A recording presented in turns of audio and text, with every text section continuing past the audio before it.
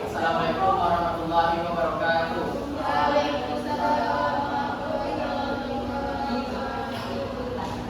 Selamat pagi. Siang, Pak. Siang, Pak. Oh iya, selamat siang. Bagaimana kabarnya? Tidak baik-baik saja, Bapak. Apa, Rina? Apa? Karena sudah siang mengantuk waktunya bobo. Baik.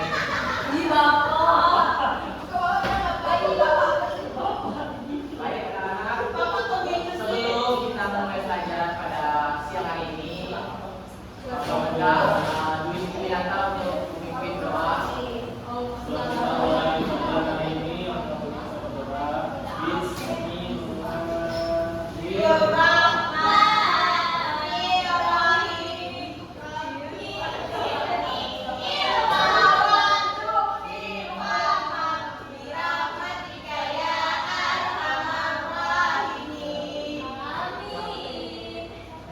Baik, Bapak cek kalian dulu. Dwi Widianta, Eni Purnomo, Raditya Faiza, Muhammad Akil, Muhammad Basir, Ina Noviana,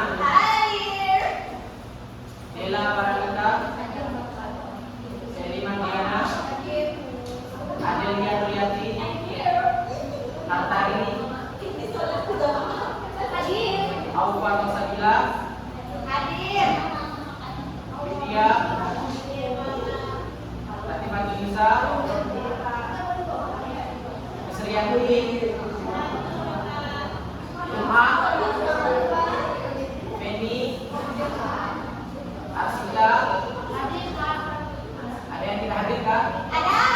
Siapa? Kemana menjauh? Ada lagi? Keterangannya apa?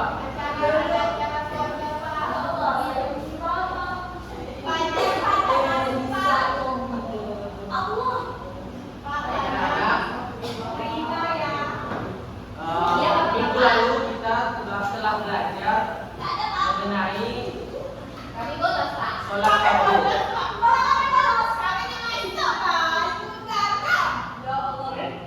Jadi hari ini kita akan belajar tentang sholat berjamaah.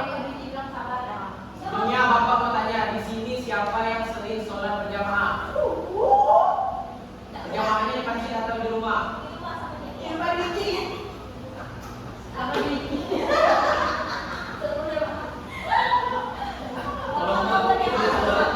Ketua kelas tolong diurus ya.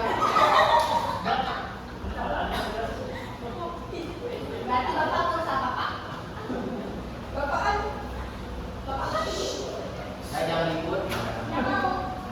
Jadi yang pertama di sini kita akan membahas tentang pengertian sholat berjamaah. Jadi sholat berjamaah ini dimaknakan yaitu pelaksanaan sholat yang melibatkan dua orang atau lebih sebagai satu kesatuan, yang salah satunya berperan sebagai imam dan yang lainnya sebagai makmum. Jadi paling sedikit atau jumlah terkecil dalam sholat berjamaah itu adalah dua orang, yang mana satunya menjadi imam dan yang satunya menjadi makmum. Silakan.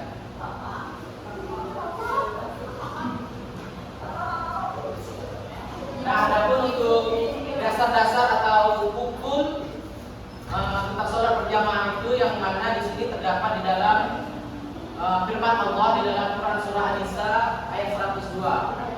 Bapak minta untuk satu orang yang bisa membacakan. Boleh kamu Miki membacakan?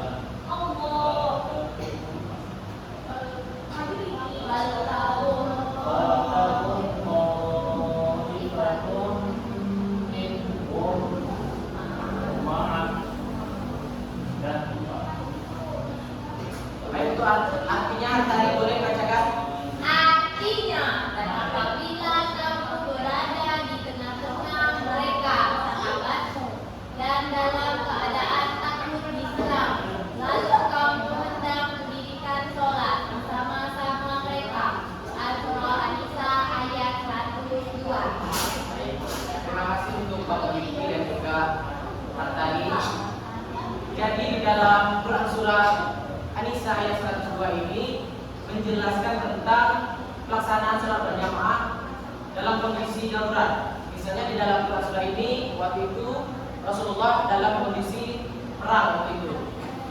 Jadi ayat ini menegaskan bahwa sholat berjamaah itu penting, tetap memiliki kedudukan yang sangat penting dalam Islam, sehingga tidak boleh ditinggalkan meskipun dalam kondisi tadi apa? Perang. Dalam kondisi perang aja kita diharuskan untuk sholat berjamaah, apalagi tidak dalam kondisi perang.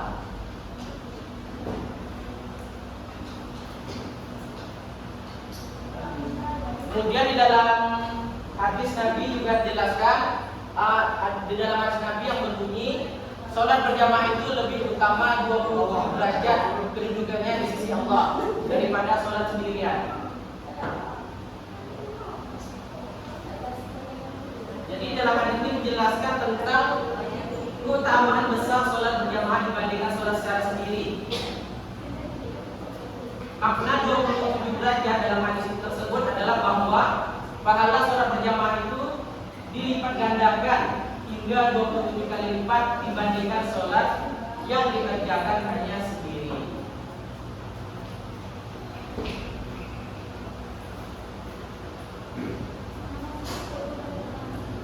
Selanjutnya syarat sahnya imam dan juga makmum.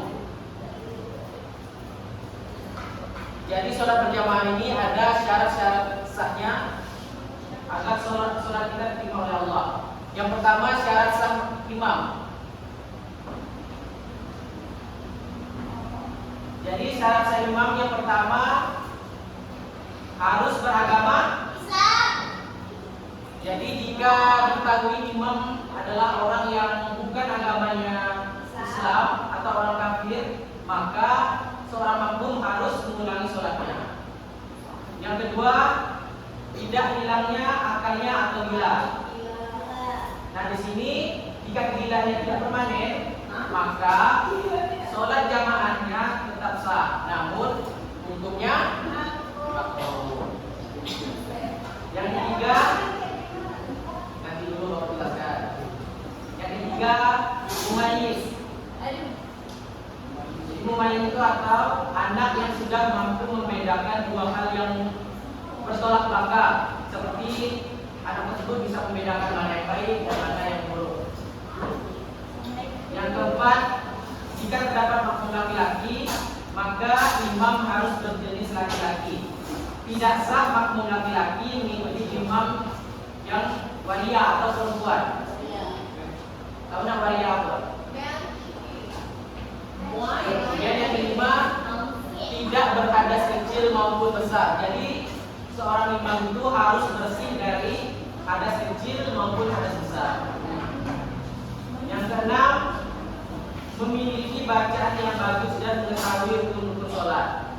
Jadi seorang imam itu dipastikan harus memiliki bacaannya yang bagus, yang fasih. Dan yang ketujuh, pada waktu menjadi imam, dia tidak dalam posisi sebagai makmum, dikecualikan makmum masbuk atau yang uzur atau tertinggal beberapa rakaat dalam sholat.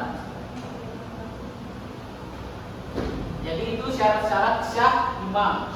Selanjutnya syarat-syarat sah makmum.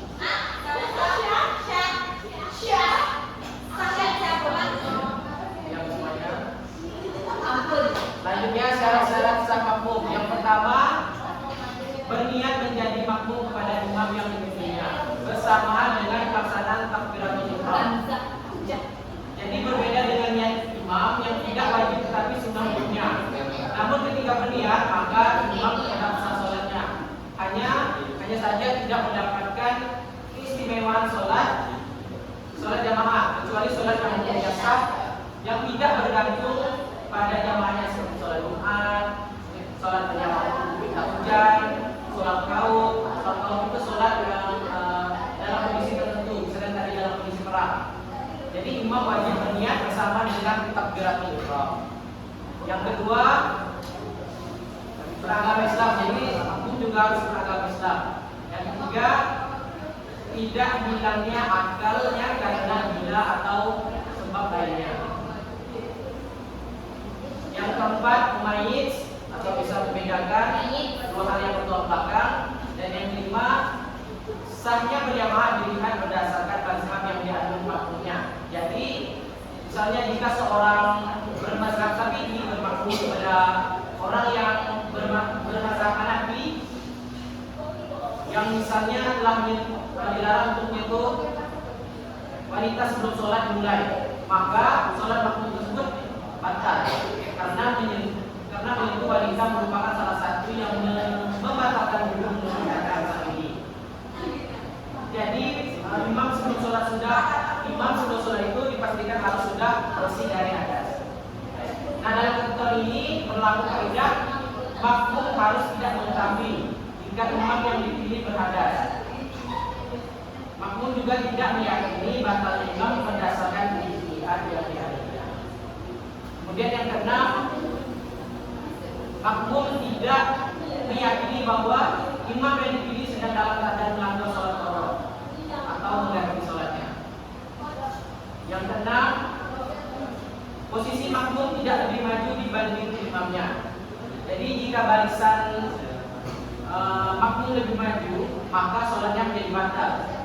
Jadi kita tidak boleh misalnya imam di ini kita di depannya imamnya itu sholatnya batal. Ya, makanya tidak boleh. Yang ke-8, makmum dapat memperhatikan bacaan, gerakan dan juga perbuatan imamnya. Namun jika jamaahnya cukup banyak, misalnya sholat Idul Fitri itu kan makmumnya sampai banyak sampai ada yang di luar, itu cukup hanya melalui penyampaian saja, seperti dari makmum yang ada di depannya atau di sampingnya. Kemudian yang terakhir, mengikuti imam dalam setiap gerakan dari awal hingga akhir pelaksanaan sholat jamaah, kecuali berkenaan dengan bacaan sholat. Makmum wajib juga membacanya seperti membaca surah Al-Fatihah pada dua rakaat pertama. Sampai di syarat sah imam dan makmum, apakah sudah paham? Sudah, Pak.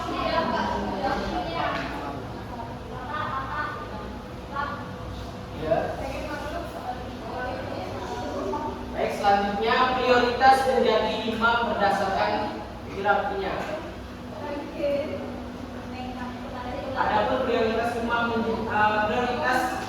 menjadi imam di sini yang pertama harus pemimpin di tempat wilayahnya.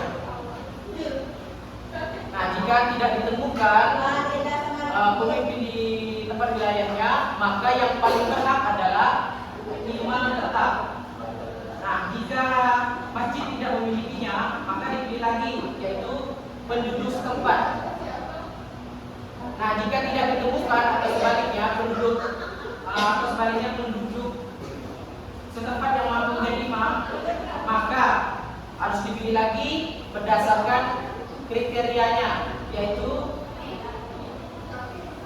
yang paling memahami hukum-hukum Islam, kemudian yang paling fasih bacaannya, kemudian berperilaku paling sederhana atau zuhud dalam menjalani hidup, kemudian paling menjaga diri dari makanan-makanan yang diharamkan, kemudian yang lebih dulu berhijrah, kemudian paling banyak menjalankan syariat Allah,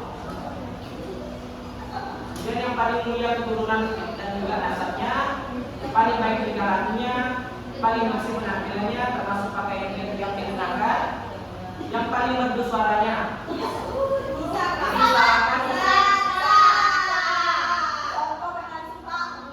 Jadi usahakan untuk memilih imam itu pilihlah suaranya yang merdu. Seperti kemudian yang paling ideal postur kudanya. Jadi jika seluruh imam tidak ditemukan yang ideal atau sebaliknya hampir semuanya ideal, maka didahulukan yang lebih dahulu menikah. Jadi imam harus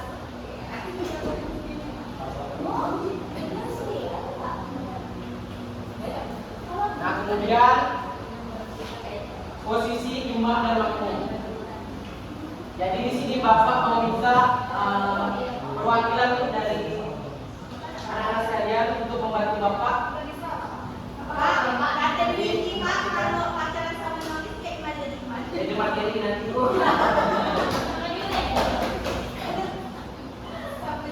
Apa bapak-bapak? Jadi posisi imam dan makmum ini juga ditentukan dari jumlah ataupun jenis kelamin dari jamaahnya. Baik, di sini yang pertama, hukum asas sholat berjamaah adalah imam berada di depan dan para makmum baik laki-laki dan perempuan berdiri di belakangnya. Nah, ini sesuai dengan sabda Rasulullah, yaitu jadikanlah imam berada di tengah-tengah barisan dan tutuplah celah yang kosong. Boleh Widi bantu bapak untuk memastikan.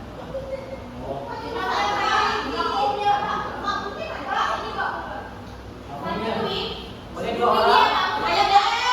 Yang laki-laki. Dan yang perempuan ada.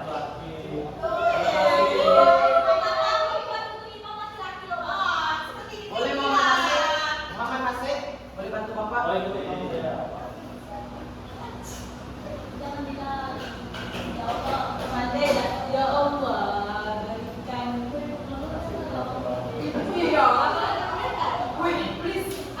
Nah, jadi di sini posisi imam dan makmumnya, jika makmumnya satu orang laki-laki yang sudah balik, maka disunahkan berdiri di sebelah kanan imam dengan sedikit lebih mundur dari tumiknya imam. Nah, jadi posisinya seperti ini. Siapa yang imam Pak? Yang kecil nggak Pak? Ya. Ini lucunya. Kemudian, nah boleh satu orang perempuan. Oh, jangan satu orang. Aduh, Jika makmumnya adalah laki-laki dan perempuan, maka makmum laki-laki berdiri di sebelah kanan imam, sedangkan makmum perempuan berdiri di belakang makmum laki-laki. Boleh dia untuk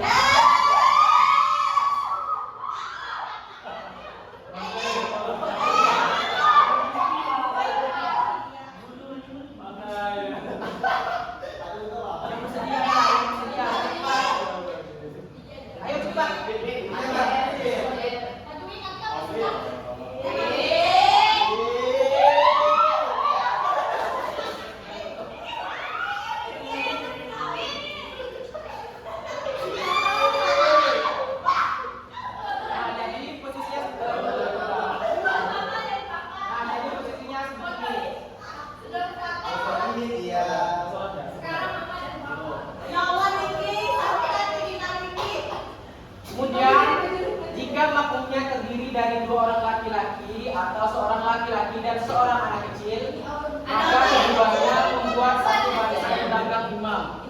Ada yang bersedia menjadi anak kecil?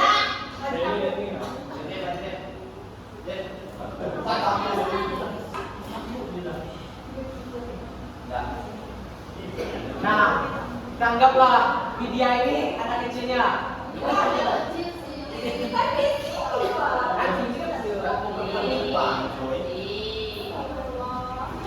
Yang tanggaplah di sini.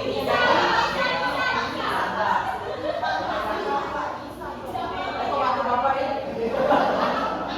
Nah, di sini posisi anak kecilnya berada di samping laki-laki. Makmum laki-laki dewasa. Jadi tempat sebelah kanannya. Kemudian jika makmumnya perempuan atau jamaah perempuan, mereka berdiri di belakang imam dan jaraknya tidak lebih dari 3 hasta. Misalnya cuma mendekati dengan ya, jadi jaraknya seperti ini, mendekati imam jauh 3 hasta, karena mungkin seperti ini. Kemudian jika makmumnya terdiri dari seorang laki-laki, anak kecil, perempuan, dan jamaah perempuan, maka caranya makmum dewasa berdiri di sebelah kanan imam, sedangkan anak kecil berdiri di sebelah kanan atau kiri makmum, bukan di belakangnya. Laki-laki.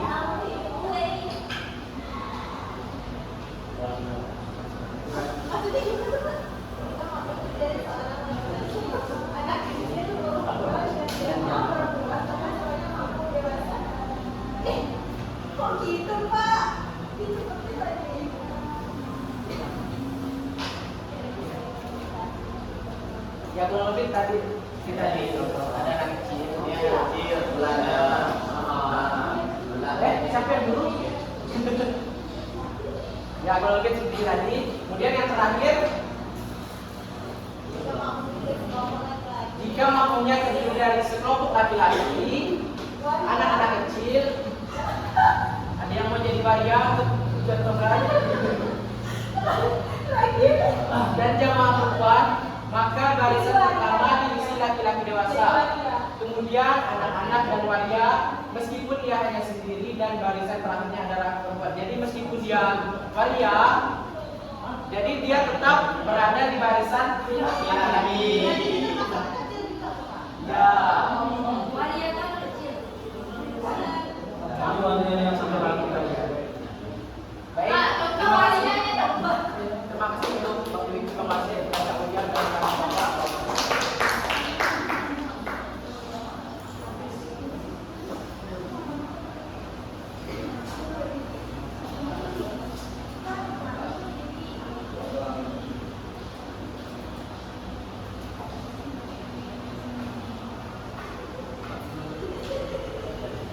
Nah, setelah tadi kita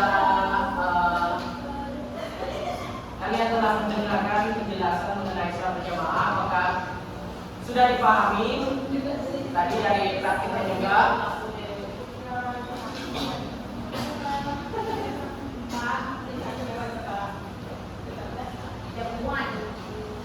Baik, kalau sudah paham di sini, mari kita simpulkan bersama-sama materi kita pada siang hari ini. Ada yang bisa menyimpulkan? Bantu Bapak.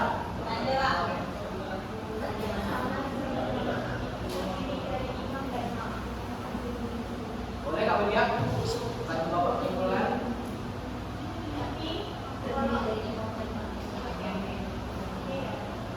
Boleh yang pengertiannya dulu